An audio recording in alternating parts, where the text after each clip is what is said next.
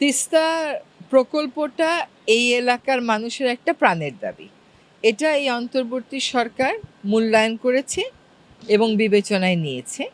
তিস্তা একটা অনেক বড় প্রকল্প এবং এই প্রকল্পের অনেক ধরনের অনুষঙ্গ আছে, অনেক ধরনের কম্পোনেন্ট থাকার কারণে এইটার স্টাডিটা একটু ভালো করে করতে হচ্ছে।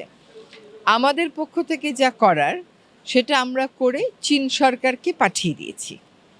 আমাদের ইআরডির মাধ্যমে বৈদেশিক প্রকল্পগুলো যে দেখে অর্থ মন্ত্রণালয়ের অধীনে, তার মাধ্যমে আমরা কিন্তু এটা পাঠিয়ে দিয়েছি। এখন চীন সরকারের বিশেষজ্ঞ দলরা এটা যাচাই বাছাই করছে।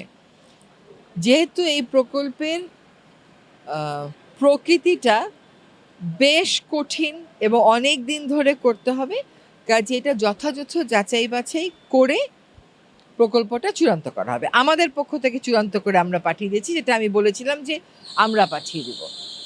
এখন এইটা চীনের বিশেষজ্ঞরা যখন হ্যাঁ বলবে, তখন চীনের যে ব্যাংকিং সেক্টর তারা হ্যাঁ বলবে, তারপরে বাংলাদেশ সরকারের সাথে একটা চুক্তি হয়ে তারা কাজ শুরু করবে। আমার আজকে আপনাদের এখানে আসার কারণই হচ্ছে চীনা যে দূতাবাসের রাষ্ট্রদূত আছেন তিনিও এখানে আসবেন। আমরা একসাথে আবার একটু প্রকল্প এলাকাটা দেখব। আমাদেরকে যে দায়িত্বটা দেয়া হয়েছে সেই দায়িত্বটা আমরা পালন করছি। এক হচ্ছে অন্তর্বর্তী সরকারের কারোর সাথে যেহেতু নির্বাচনের কোনো স্বার্থের দ্বন্দ্ব নাই, এটা ফেয়ার এবং ক্রেডিবল না হওয়ার কোনো কারণ নাই।